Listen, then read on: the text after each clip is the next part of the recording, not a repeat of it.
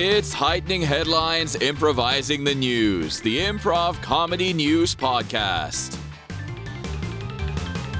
Hello, everyone, and welcome back to Heightening Headlines, Improvising the News, the Improv Comedy News Podcast, where we talk about real news and improvised comedy. I am your host, Alec, and I am here with... I'm Nick Byrne. Yeah, for the first time ever, 2 Australians on the podcast. Sorry. You'll get why he's sorry very soon, I'm sure. Just generally sorry. Generally sorry. It saves time being sorry. We have a lot to apologize for. We do. We do. But not enough time on one podcast. No. So instead of spending the whole time apologizing, before we get into what we're going to talk about, do you want to tell us a little about who you are, what you do? Because I think it's pretty cool. Well, actually, he was short of a guest for a podcast, just grabbed me off the street and went, "Well, you've got an Australian accent. Can you pretend to be an improviser for a little while?" First time having another Australian on the podcast. Also, first time having a homeless person on the podcast. Yeah, and it's so warm in here. But the bio we came up with was that I am artistic director of Australia's major international improv festival, as major as an improv festival can be, you know, and have a improv company in our little capital of Canberra, where we have a school and shows, and much like most improv companies, I guess, around the world. And I'm visiting, portraying myself as a homeless person and hoping people invite me in to tutor and direct and perform improv. So, as you can see, I picked one hell of a homeless guy off the street because that is a hell of a backstory to improvise. I'm a big one. I'm a pretty big homeless guy. Yeah. Well fed. I needed about 4 people to bring you in. That's right, because I was resisting. Yeah. He's here against his will. I'm hoping over the course of the podcast we can develop some Stockholm syndrome. Okay. Thank you. You're welcome. Thank you so much. You're welcome. Cool. So we're going to talk about the mushroom murderer. Oh, yes. Yeah. Yeah, this bit's true. Yeah, this is the true news part of the podcast. Yeah. I'm assuming this is not recent news, though. Oh, it's only a few years ago. It's like 3 years ago, maybe the murder, maybe 4 years ago, but the trial only finished 6 months ago or so. I think I did actually hear about this. It was a little bit of fun. Yeah, it's like it was a family. Was it the wife? Yes. So they were divorced, and they were from a smaller place in the Dandenong Ranges, a bit out of Melbourne. A fairly quiet rural community where all murders happen, don't they? We've seen them on TV. And she was divorced, but she invited her ex-husband and his parents and another local from the town. I think he was the pastor of their smaller religion, shall we say. A smaller Christian religion in a rural town in Australia, shall we say. And so it was just going to be the 5 of them, but the ex-husband couldn't make it that day. Anyway, she decided to do beef Wellington, which, if you're not familiar with the dish, it's some beef encased in pastry, sometimes has some mushrooms in it. Yeah, and so usually covered in gravy. Yeah. It's excellent. So she had to source some mushrooms. Which she did. The only problem was, so there were the mother and father-in-law and the other guy from the town and herself, but she'd made individual beef Wellingtons. And she only had 3 plates that were the same colour, so she had to put up with a plate that was a different colour for herself. And basically, they all get taken off to hospital. 2 of them die. 1 of them survives. After days of near-death poisoning pain. But she wasn't great at the job. For context, quite a few people visiting Australia actually do die accidentally of mushroom poisoning because we have mushrooms that appear to be exactly what you might pick here or what people might pick in Asia, look exactly the same, but will kill you, like most things in Australia, according to urban myth. Most people think it's just the wildlife. It's also the plant life. No, it's the quiet ones you've got to watch. Yeah. And so yeah, she sourced some of these. Unfortunately, only very briefly before the incident, she also purchased, with her credit card, an air dryer for drying vegetables and so on. And she also, shortly after the murder, under the view of the surveillance cameras, went and disposed of the air dryer at a disposal facility. And so it's pretty clear that this wasn't a mistake. She hadn't just picked the wrong mushrooms. She wasn't a clever murderer. And but she's now safely in prison. But let that be a lesson to you if you're thinking of taking revenge on your in-laws. Don't do it with mushrooms. Is that the moral? Well, it works, I guess. Don't do it, and then be good at it, so you don't go to jail. Be good at it, or be prepared for the consequences. That's right. Yes. Yeah, it's quite the story. I definitely, even not having lived in Australia for quite a while, I definitely remember hearing about it. I don't know if it was just on the news while I was back one time, but it was pretty big news, I think, for a while. Oh, yeah. No, it was international news, so who knows? But somebody will have the movie rights for that, and you'll see another really sort of, homemade but delicious Black Australian comedy. Yeah. Somewhere in the Muriel's wedding zone. Thinking like the dinner table conversation of that particular dinner would have been interesting, I'm sure. A few little silences where you can just hear the cutlery and the slight slurp of the wetness of the Wellington juice. Is that our first scene? Are we going to portray this dinner? Well, an improviser would never say no. I'm glad you could make it. Oh, yeah.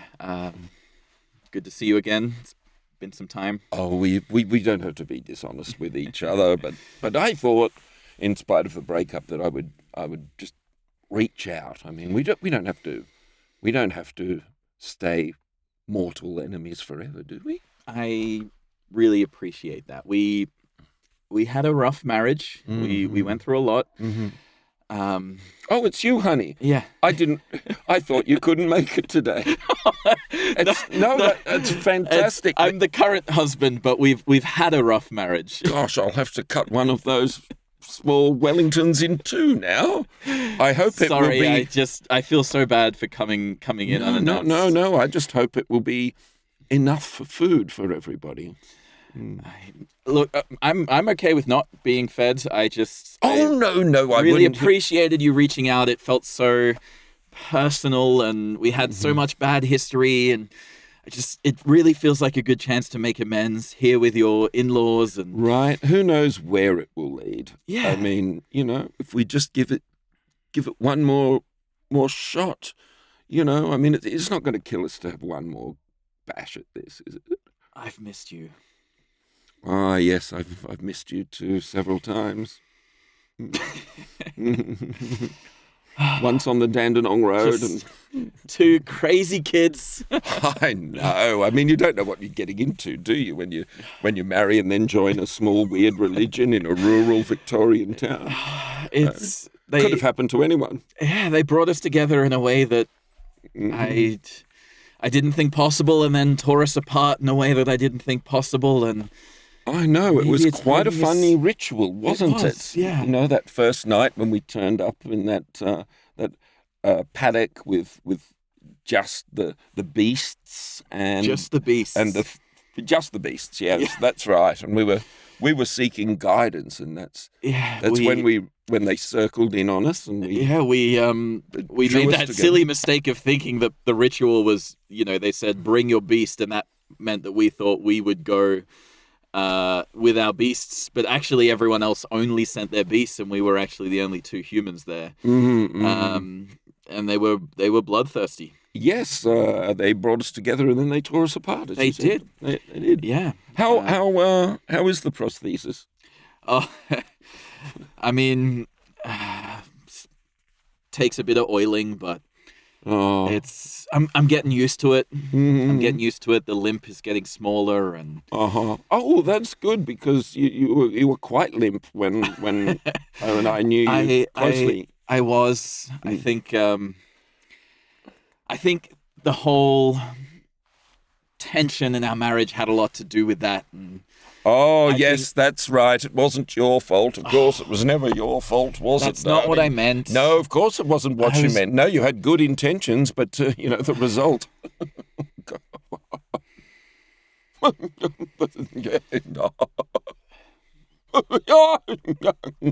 Maybe I shouldn't have come. I can go.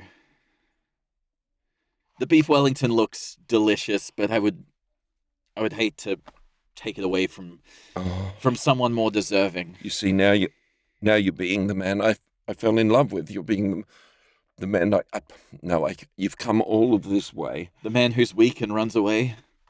Yes, but I can't let you leave with an empty stomach.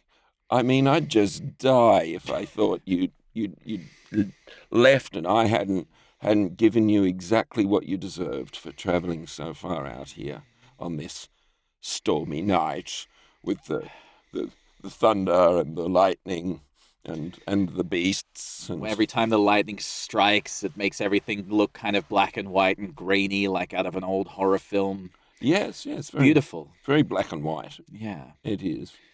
But let's bury the past and have dinner, shall we? All right. Mm-hmm.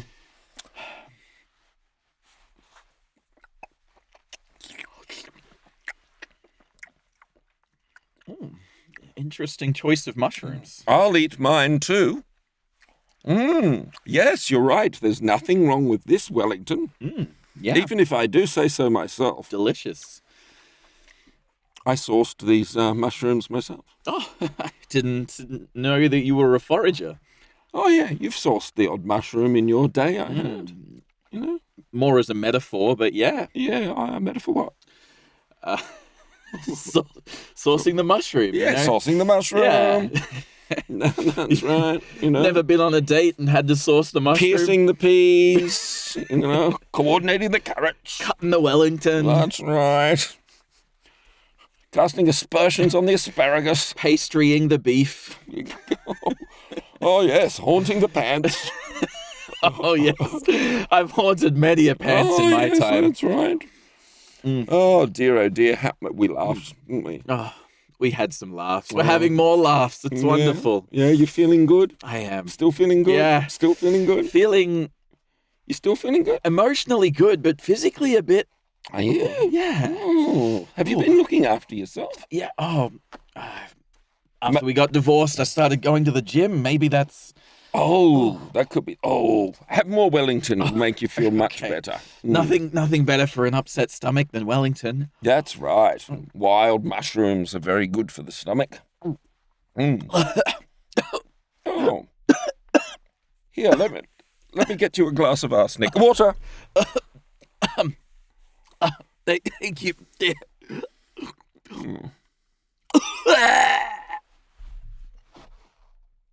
Is that you, dear? Are you there?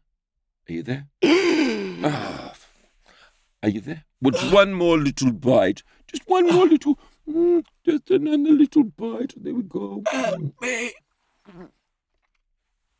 Oh, so delicious. There.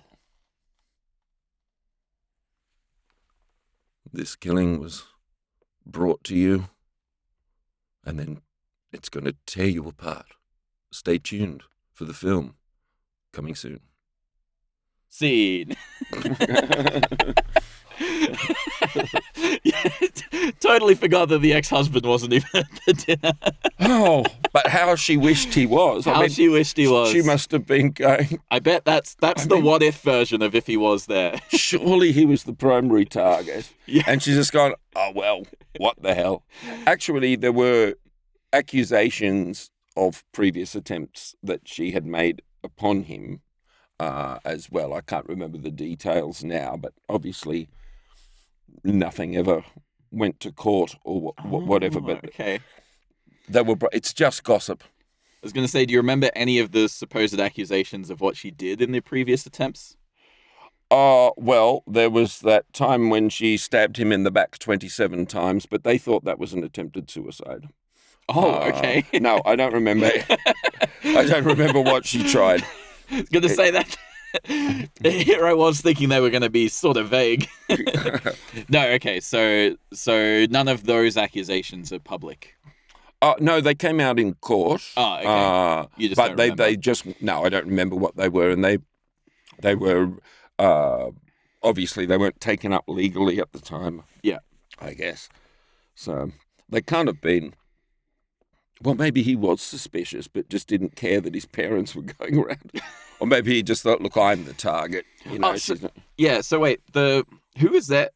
So the ex-husband was supposed to be there, and then it was the ex-husband's parents. Both parents, and then the guy from the town. So I think it's the father-in-law who survived, I think. Okay. So, yeah, of what was it? 4 people that was supposed to be there, probably the highest priority target wasn't there. Yeah. And then one of the 2 that was actually killed was kind of just an independent third party. Or did she not like him as well?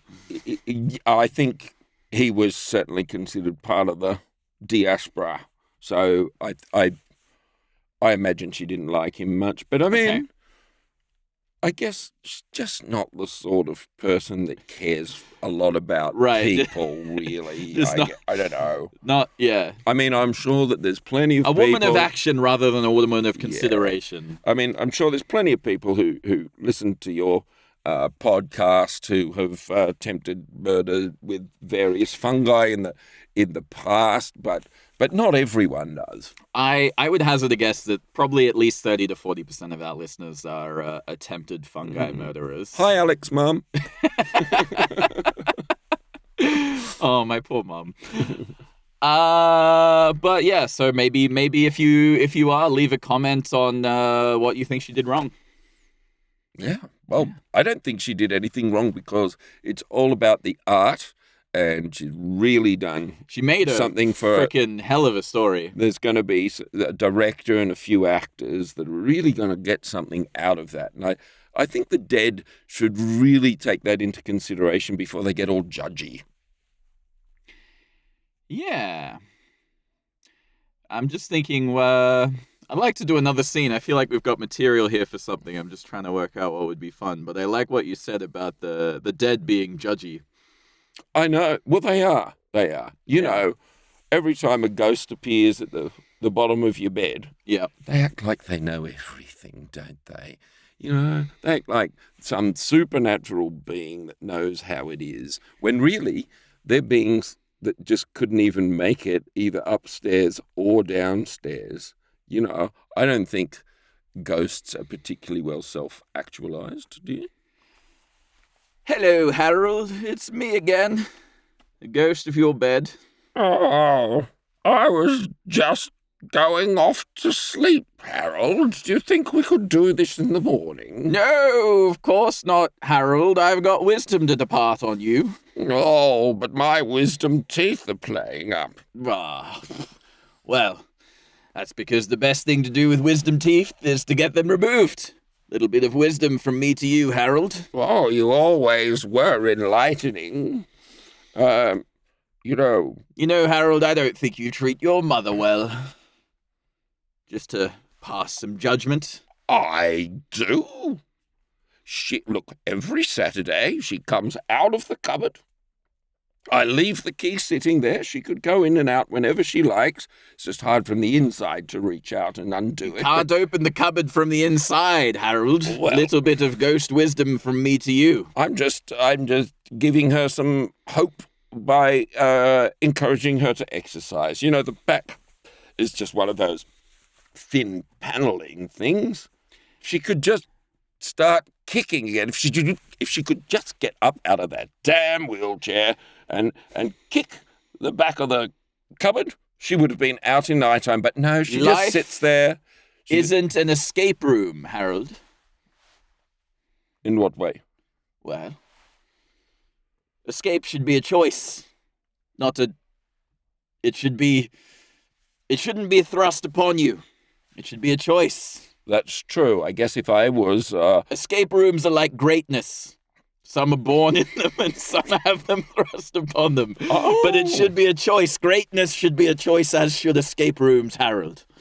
Wow, that's quite a lot to take in. Sorry, wisdom from a ghost, me to you. You know, I really should record these visits of yours. I keep telling you, you never listen. What? Never listen to me, Harold. What? I'm always giving you advice. What did you say? I said you should record our visits. Oh, you know what? I think I should record our visits. You're sighing again. Are you not well, Harold? You might catch a cold and die. Again. You know, Harold, the only reason I visit you is because I'm spiritually bound to this location because it's where I died. Oh, how did you die here? Was it in this very bed? It was. Was it during an act of pleasure? Did you die loving what you were doing, or did you die under painful circumstances? I get emotional just thinking about it. Oh. I didn't mean to do that. If it's triggering for you to No. talk about your unpleasant It's death. okay. I'm ready to speak, Harold. All right. Well, I'm just here to listen. I sat down in the bed for a midnight snack. Oh, is that the time? Oh, no, sorry. No, I've got another minute. Of course, finish your story. I thought you were going to bed. I'm in bed. I'm trying to tell you a good night story. I know, I'm sorry. I just... A good night story about my Bad good night? my bad night that lasted forever. Got into the bed for a midnight snack. Took a little bit of beef Wellington out of the fridge. Oh, delicious midnight beef Wellington. How I miss you. Ghosts can't eat, you see. I sat down. I took a single bite. Then lights out. Oh, was it 10 o'clock? Yes, It was. Mother turned the lights out. And slashed your throat like Slashed my throat. Damn it. And that didn't kill me, no. They shouldn't have let her out after I was those other three murders. Bleeding out on the bed with a slashed throat and no lights on. Right. Then I died of poisoning from the mushrooms in the beef Wellington. They call it the triple threat.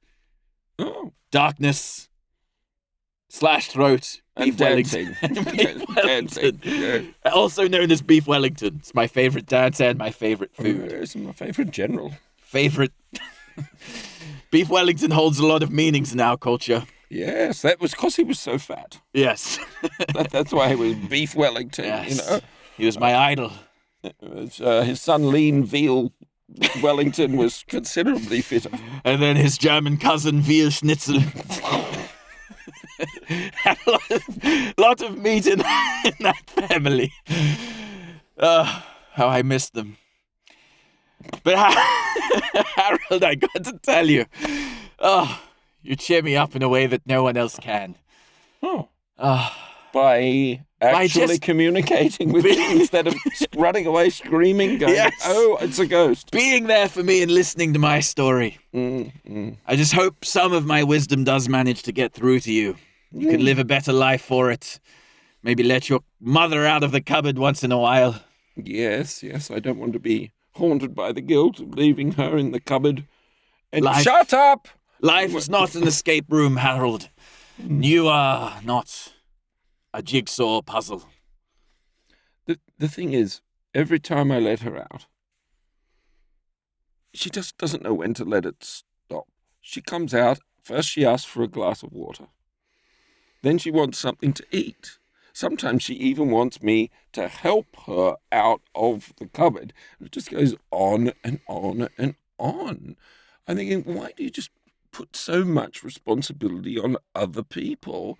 And so it's just, I think it's easier for both of us if she, takes on a cupboard life, and I'll look after the external from the cupboard life. I understand how you're feeling, Harold, but the thing is... You can see both sides of this. I can, but the thing is, it feels like your mother is stuck between two sides. You don't want to take care of her, but she doesn't want to be stuck in a cupboard. She wants to be free. Free from the cupboard, or perhaps free from existence. Well, actually, since she's been going back in there all these times, she actually feels... She goes back voluntarily. Well, she feels uncomfortable now being out of the cupboard. It's, when I do let her out, she's out for a while, and but after a while, she yearns for the comfort of a dark, cramped space, and... What I'm trying to say, Harold, is it feels a bit like your mum is in what we ghosts would call purgatory. And the other thing that I'm trying to say is I could use a friend. You want me to hook you up with my mother? Is that what you're saying? There's a bit of beef Wellington in the fridge. You want her to come to you? Just a bit of wisdom from me to you, I think. I think there might be one slice left. Are you hungry, Mother? Let me out of the cupboard! Not you, my mother. Sorry, I thought if I did an impression of her, it might help. All right, I'll send it to you very soon. Seed.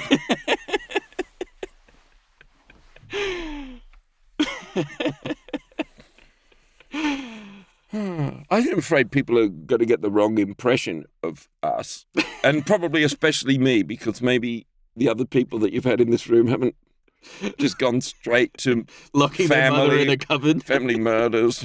I mean, I don't think we're going straight to family murder. We did pick a news topic that is literally family murder. It doesn't start with locking them in the cupboard, you know. No. It starts with, well, it's time for me to leave home. Yeah. You know? And then it's, visiting and phoning a little bit less often. And then it becomes a cycle of feeling like you're not loved and wanting them to love you more. And it's kind of a little bit like the Stockholm syndrome the two of us are going through at the moment. Yeah, no one can blame us for that. No. But partly it's this cupboard you've got us locked in. That's what the inspiration was. The vocal booth cupboard. Well, it wasn't that. Yes. Yes, absolutely. And it's padded. It is. So so no one can hear you scream. No. But if I do go crazy and flap my arms about, then we'll have it on camera. The walls are at least safe. Yeah. Yeah, you'll do pretty well to hurt yourself in here. Oh, there's a challenge. Are you insured? Will I get some money if I hurt myself in here? I was gonna say maybe not, but actually no, I am insured. So yeah. No, we it's Germany. The country flourishes on insurance here. Oh. Yeah. Bavaria, one of their biggest exports is insurance. Oh. Allianz is a Bavaria-based company, which we also have in Australia. I guess it's very eco-friendly because you don't have to package much. No. All you're doing is asking people for money for nothing at all. Yeah. And then occasionally something goes terribly wrong and you have to give them a bit of money. Well, you have to at least find a clause that means you don't have to. Yeah. Yeah. I think here they're maybe a little bit easier to deal with than the ones in the US. It's almost, I think, at the point where in the US you have to have insurance for your insurance company to get them to pay when you have to make an insurance claim and they don't pay. That's right. The ultimate middle manager. It's a perpetual motion toy of insurance. I was going to try and combine the words perpetual motion and insurance, but it didn't really combine in my head as well as I was hoping. Too difficult a word for a Tuesday evening. Perplexing perpetual. Perpetuance. I'm sorry, I'm a perpetrator of perpetual petulance. A perpetrator of insurance. Yeah. Well, do you have any closing thoughts you would like to share? Any closing thoughts about the mushroom murderer? Well, I would caution you to, when you visit other lands, not to assume that what is in your land is going to look and taste the same.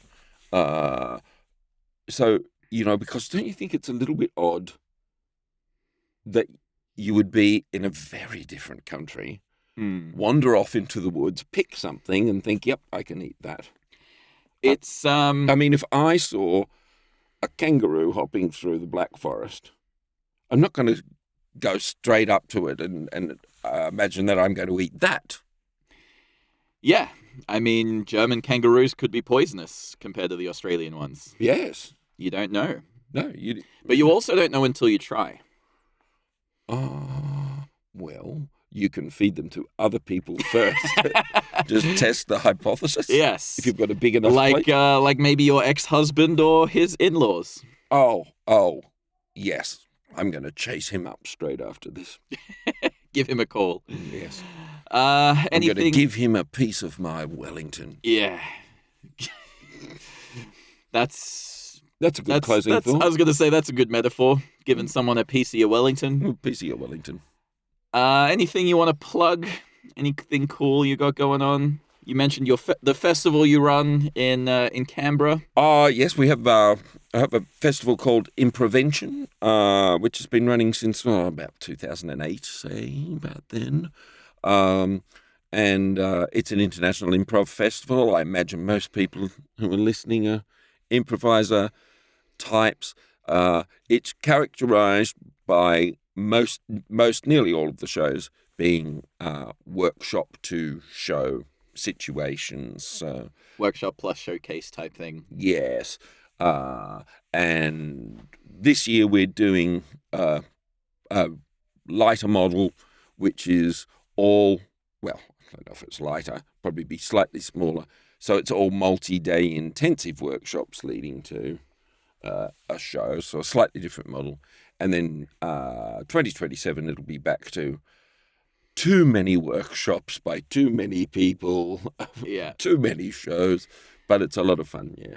There's nothing better and nothing worse than a bunch of improvisers crammed into a small space. Mm-hmm. Even two sometimes. Even two. Can get annoying. The less you have, the smaller the space needs to be. Yeah.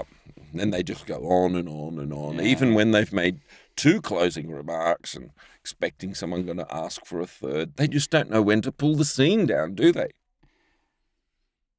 Bye. See ya. Thanks for listening to Heightening Headlines, Improvising the News. Tune in next week for more.